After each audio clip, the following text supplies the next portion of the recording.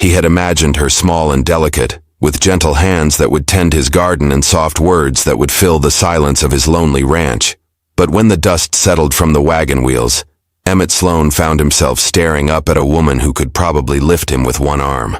Willa Blaine stood 6 feet tall in her worn boots, with shoulders broader than most men in town, and hands that looked like they could handle a plow better than a teacup. The letter in his pocket suddenly felt like a cruel joke, and the wedding ring he had carved from oak seemed impossibly small.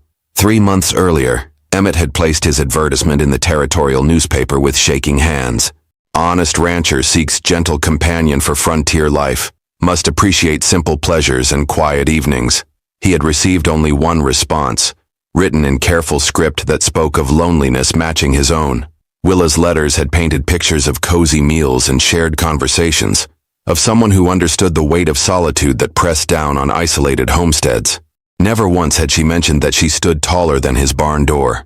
Fletcher Knox, the merchant who had arranged the meeting, cleared his throat nervously as he climbed down from the wagon driver's seat.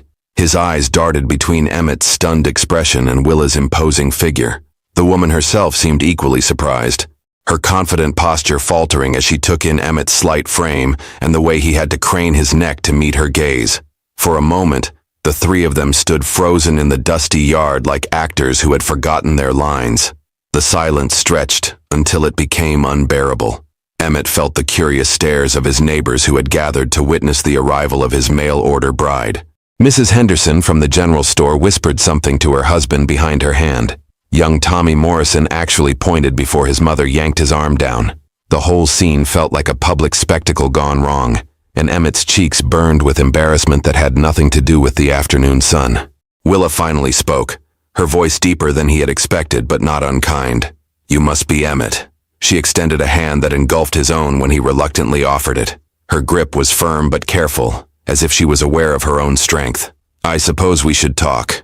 The way she said it suggested she was having the same doubts that were racing through his mind. Fletcher Knox sensed the tension and quickly busied himself unloading Willa's single trunk from the wagon bed. It was larger than Emmett had anticipated, reinforcing the growing realization that nothing about this arrangement was going to match his expectations. The merchant's hurried movements betrayed his own discomfort with the awkward situation he had helped create. But as Emmett watched Willa survey his modest ranch with what appeared to be genuine interest, rather than disappointment, something unexpected happened. She didn't wrinkle her nose at the simple cabin or the patches in the corral fence. Instead, she nodded approvingly at his well-tended vegetable garden and the neat stack of firewood by the porch. Whatever shock she felt at his appearance, she was keeping it to herself with a grace he hadn't expected from someone who looked like she could break him in half. The morning after Willa's arrival brought a crisis that neither of them had anticipated.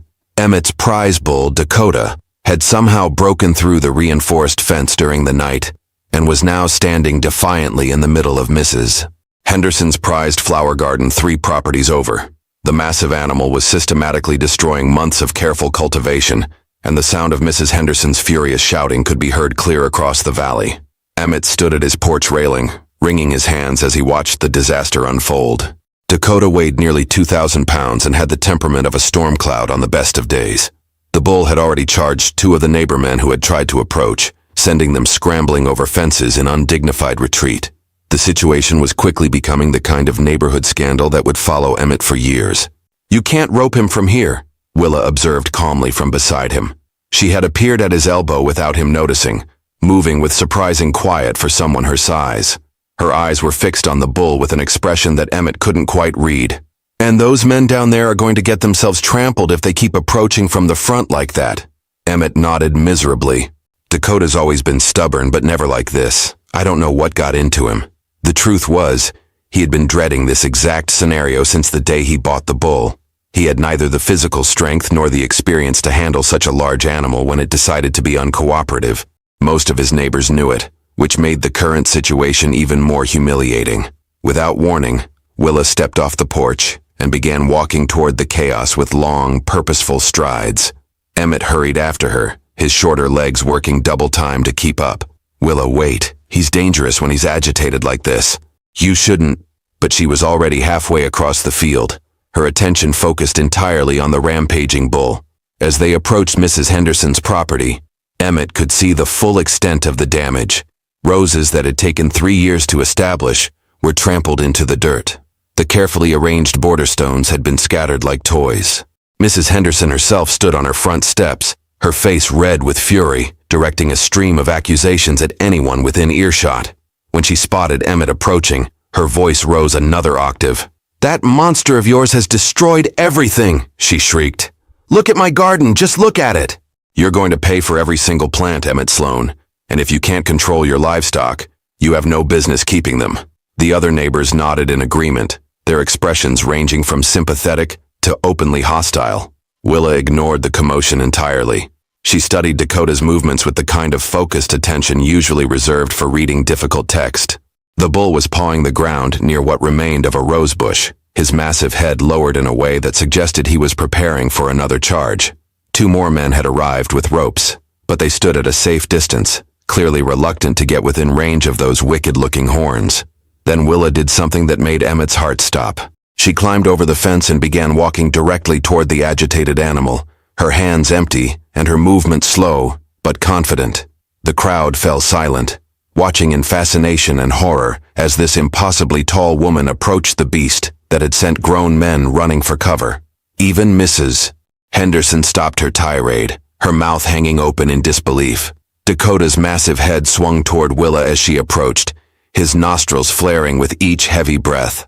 The bull's eyes rolled white at the edges, a sure sign of an animal pushed beyond reason. Emmett felt his throat constrict as he watched his mail-order bride walk calmly into what looked like certain death. Every instinct screamed at him to call out, to stop her, but something in her deliberate movements kept him frozen in place. Willa began speaking to the bull in a low, steady voice that carried just far enough for Emmett to catch fragments. She wasn't using the sharp, commanding tone most people employed with livestock. Instead, her words flowed like water over stones, rhythmic and soothing.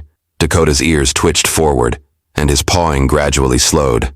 The crowd of onlookers held their collective breath as woman and beast regarded each other across 10 feet of trampled garden. "Easy there, big fellow," Willa murmured, extending one hand palm up in Dakota's direction. "You're not really angry, are you? Just confused and far from home." She took another step closer, and Emmett's heart hammered against his ribs. The bull could charge at any moment, and there was nowhere for her to run in Mrs. Henderson's enclosed garden space. But Dakota didn't charge. Instead, something extraordinary happened. The massive animal's breathing began to even out, and his aggressive posture relaxed incrementally. Willa continued her approach, never breaking eye contact, never hurrying her movements. When she was close enough to touch him, she reached out and placed her hand on his enormous neck, right behind his left ear. The effect was immediate and startling. Dakota's head dropped lower, and a sound that was almost like a sigh escaped from his chest. Willa began scratching behind his ear with practiced fingers, and the bull actually leaned into her touch like an oversized dog seeking affection. The transformation was so complete that several people in the crowd gasped audibly. "Someone fetch a lead rope," Willa called over her shoulder, without taking her eyes off Dakota. Her voice carried the quiet authority of someone accustomed to being obeyed. Fletcher Knox scrambled to comply, returning quickly with a length of sturdy rope from Emmett's barn. Willa fashioned a simple halter with movements so smooth they seemed rehearsed. Within minutes, she was leading Dakota out of the ruined garden as docilely as a lamb. The bull followed her without resistance, his earlier aggression completely forgotten. The assembled neighbors parted like water before them, their faces showing a mixture of amazement and bewilderment. Mrs. Henderson stood speechless on her porch steps, her prepared speech about livestock control dying unspoken on her lips. As they passed Emmett, Willa caught his eye and offered a small smile that transformed her entire face. For the first time since her arrival, he saw past her intimidating size to something warmer underneath. "Your fence has a weak post on the north corner," she said casually, as if taming rampaging bulls was something she did every morning before breakfast. "We should probably fix that before he decides to take another walk." Word of Willa's feat with the bull spread through the settlement faster than wildfire in dry grass. By afternoon, a steady stream of neighbors had found excuses to visit Emmett's ranch, their curiosity barely concealed behind offers of welcome meals and gardening advice. Each visitor cast furtive glances at Willa as she worked alongside Emmett to repair the damaged fence, their whispered conversations creating an undercurrent of speculation that made him increasingly uncomfortable. The attention reached a peak when Samuel Morrison arrived with his 3 sons in tow, ostensibly to help with the fence work, but clearly more interested in getting a closer look at the woman who had tamed Dakota with her bare hands. Morrison was the kind of man who measured everything by physical strength and found Emmett lacking in most departments. His presence always made Emmett feel smaller than he already was. "Heard your lady friend has a way with livestock," Morrison commented, leaning against the fence post with studied casualness. His boys arranged themselves behind him like an audience, their eyes fixed on Willa as she drove fence posts into the hard ground with powerful swings of a heavy sledgehammer. Each blow sent the post deeper than Emmett could have managed with twice as many swings. Emmett felt heat creep up his neck as Morrison's implications became clear. The man was questioning whether Emmett could provide for and protect a woman of Willa's obvious capabilities. It was the same doubt that had been gnawing at his own confidence since her arrival, but hearing it voiced by someone else made it sting twice as sharp. "Willa grew up on a cattle ranch in Montana," Emmett replied, trying to keep his voice steady. "She knows her way around animals." It was true, as far as it went, though he had learned this fact only that morning when she mentioned it while examining Dakota's temperament. Her letters had spoken of wanting a quiet life, but they had never detailed the experiences that had shaped her into someone capable of handling a 2,000-pound bull without breaking a sweat. Morrison's eldest son, a strapping young man of 19, stepped forward with the kind of confidence that came from never having been physically challenged by life. "Maybe she'd like some help with that post hole digger," he offered, his voice carrying the assumption that his assistance would be both welcome and necessary. "Looks like heavy work for—" He trailed off, apparently realizing that commenting on Willa's gender might not be wise, given what they had all witnessed that morning. Willa looked up from her work, sweat glistening on her forehead despite the relatively cool temperature. Her expression was polite, but distant, as she considered the young man's offer. "I appreciate the thought," she said, "but I've got my rhythm now. Might be better if you helped Emmett with stretching the wire."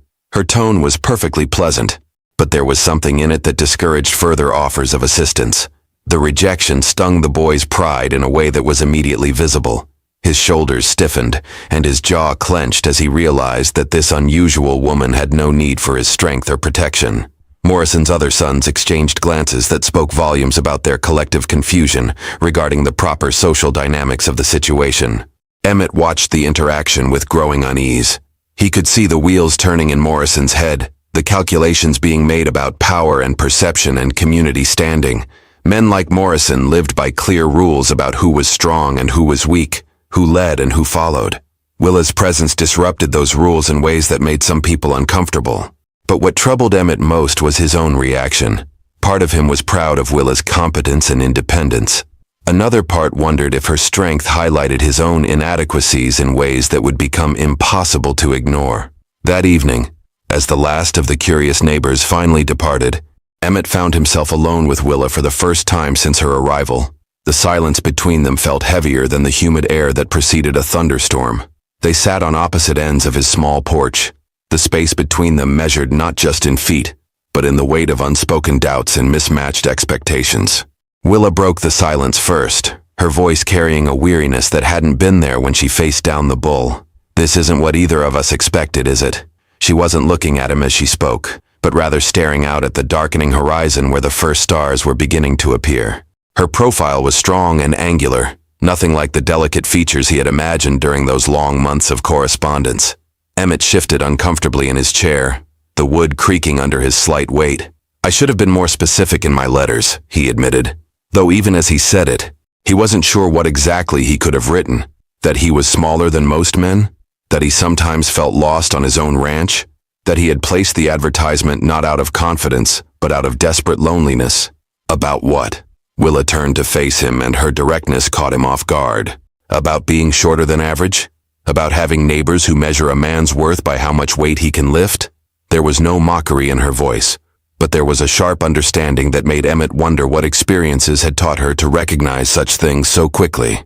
The honesty in her question demanded an equally honest response. "About feeling like I'm not enough," he said quietly. "Not strong enough, not big enough, not man enough for this life I'm trying to build." The admission hung in the air between them like smoke from a dying fire, acrid and impossible to take back. Willa was quiet for a long moment, her fingers drumming a slow rhythm against the arm of her chair. When she finally spoke, Her voice held a gentleness that surprised him. "You know what I saw today when you watched me with Dakota?" She didn't wait for his answer. "I saw a man who cared more about my safety than his own embarrassment. Most men would have stopped me, would have insisted on handling it themselves even if they got hurt in the process." Emmett felt something loosen in his chest, though he wasn't sure if it was relief or something more complicated. "And what I should have written," Willa continued, "was that I'm tired of being seen as a curiosity or a challenge, that I've spent my whole life having people assume I must be looking for someone to prove their strength against mine." The revelation shifted something fundamental in how Emmett saw their situation. All day he had been focused on what he lacked, on how he didn't measure up to some imagined standard. But Willa's words suggested that she had her own burdens to carry, her own reasons for seeking a life away from the judgments of others. "So what do we do now?" he asked, genuine curiosity replacing the anxiety that had plagued him since her arrival. Willa reached into her dress pocket and withdrew a folded piece of paper that looked worn from repeated handling. "Do you remember what you wrote in your third letter?" she asked, unfolding it carefully in the dim porch light. "You said that you believed real partnership meant two people making each other stronger, not one person making the other feel smaller." Emmett did remember writing those words, though they had seemed almost foolishly idealistic when he penned them by lamplight months ago. He had worried that such sentiment might drive away potential respondents who expected more traditional arrangements. Now hearing them quoted back to him, they sounded like a promise he wasn't sure he knew how to keep. "I meant it when I wrote it," he said slowly, "but I'm not sure I understood what it would look like in practice." He gestured toward the fence they had repaired together, where her competence had been so evident beside his own struggles. "Today made me realize how much I don't know about my own land, my own animals." Willa refolded the letter and tucked it away, but not before Emmett caught sight of other papers in her pocket. More of his letters, he realized, kept and apparently reread enough to show where. The thought that his words had been important enough to preserve gave him an unexpected surge of something that might have been hope. "You know what I noticed today?" Willa asked, shifting in her chair to face him more directly. "When Dakota got loose, you didn't run to get help from Morrison or any of the other men. You came to find me. That tells me something about who you are when the pretenses fall away." Emmett hadn't thought about his actions in those terms, but she was right. When crisis struck, his instinct had been to turn to her, not because he expected her to solve his problems, but because somehow he had sensed that she would understand what needed to be done. It was a level of trust that surprised him, given how recently they had met. "In my last letter," Willa continued, "I wrote that I was tired of being alone. But I didn't just mean physically alone. I meant being alone with my thoughts, my struggles, my dreams for what life could be like if I found the right person to share it with." She paused, studying his face in the gathering darkness. "I think maybe we both advertise for someone to rescue us from loneliness, but what we might actually need is someone to be lonely with sometimes and strong with other times." The distinction she was drawing felt important, though Emmett wasn't entirely sure he grasped all its implications. Traditional marriage arrangements in their community seemed to follow predictable patterns. The man provided protection and resources. The woman provided domestic skills and companionship. What Willa was suggesting sounded more complex and more honest than those familiar roles. "So we try," he said finally. "We try to figure out what partnership looks like when it doesn't fit the usual patterns." It wasn't a question, but Willa nodded anyway, her expression serious but not without warmth. "But first," she said, standing and brushing dust from her skirt, "you're going to show me how you plan to propose. Because technically, we're still just two strangers who happen to be sharing a porch." Her tone was light, but there was something in her eyes that suggested the formality mattered to her more than she was letting on. Emmett felt his pulse quicken as he realized she was right. In all the confusion and awkwardness of her arrival, they had never actually addressed the fundamental question of whether they wanted to proceed with marriage. Emmett's hands trembled slightly as he reached into his vest pocket and withdrew the small wooden box he had been carrying since dawn. Inside lay the ring he had carved from a piece of oak that had fallen during last winter's storms, its surface polished smooth by hours of careful work. It was simple and unadorned. Nothing like the gold bands that wealthier men could afford, but he had poured months of hope into its creation. "I had planned to do this properly," he said, his voice barely above a whisper. "To wait until after we had talked, until I was sure you weren't disappointed by," he gestured vaguely at himself, "at the modest ranch, at everything that wasn't what she might have expected. Willa stepped closer, close enough that he could smell the honest scent of hard work on her clothes and see the genuine curiosity in her eyes as she looked at the ring. "May I?" she asked, extending her hand toward the box. When he nodded, she lifted the ring carefully, turning it in the moonlight to examine the grain of the wood and the smooth finish he had achieved. "You made this yourself," she said, and it wasn't a question. Her voice held a note of something that might have been wonder. "How long did it take?" As she spoke, she slipped the ring onto her finger, testing the fit. It was too small, as Emmett had feared it would be, stopping at her second knuckle instead of sliding home. 3 months, Emmett admitted, his heart sinking as he watched the ring refuse to fit properly. "I started it the day after I received your first letter." The failure of something so basic felt like a metaphor for everything that had gone wrong since her arrival.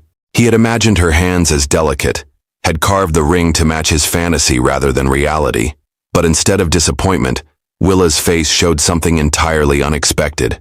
She smiled, a real smile that transformed her features completely. 3 months, she repeated softly.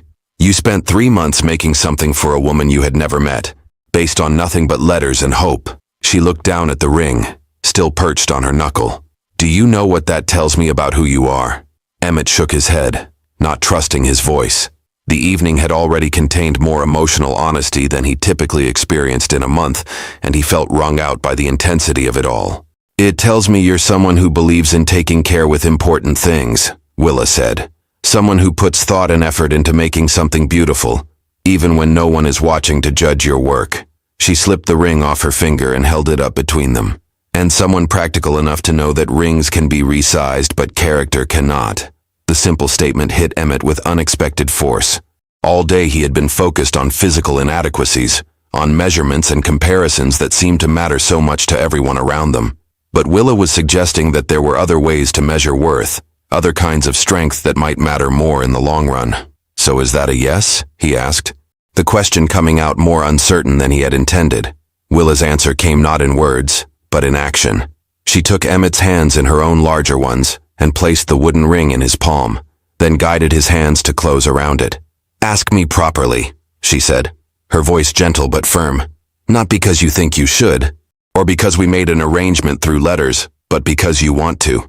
Emmett looked up into her face, really seeing her for the first time since she had stepped off Fletcher Knox's wagon. Yes, she was taller and stronger than he had expected, but there was also a kindness in her eyes that hadn't come through in their written correspondence. There was intelligence there, and humor, and something that looked suspiciously like affection despite their brief acquaintance. "Willa Blaine," he said, his voice growing steadier with each word. "Will you marry me? Not because of letters or arrangements or what other people expect, but because I think we might be able to build something good together. Something neither of us could build alone." "Yes," she said simply, and the word hung in the evening air between them like a promise. "But I have conditions." The addition made Emmett's stomach tighten, but her expression remained warm. "I want us to resize this ring together. I want to learn how to work with wood, and I want you to teach me, and I want you to let me teach you about cattle and horses and all the things I know that might be useful here." The relief that flooded through Emmett was so intense, it almost made him lightheaded. Her conditions weren't demands for him to change who he was, but invitations to share knowledge and skills.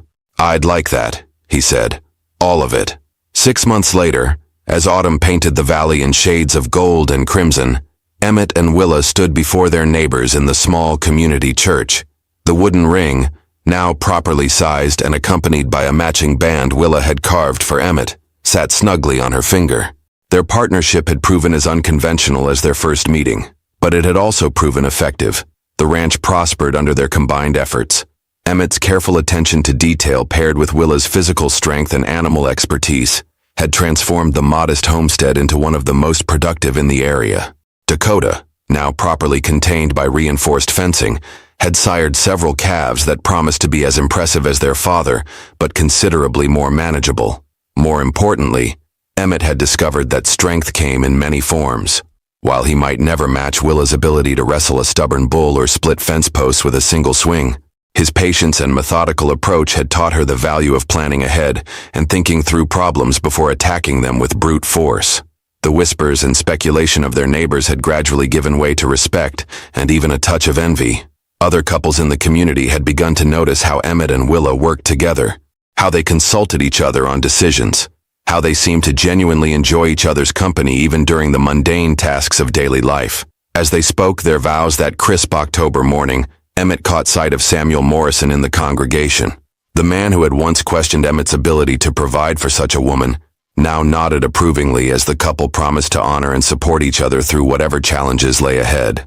The mail-order bride arrangement that had brought them together was forgotten now, replaced by something much more valuable, a partnership built on mutual respect, shared responsibility, and the kind of love that grew from truly seeing and accepting another person exactly as they were.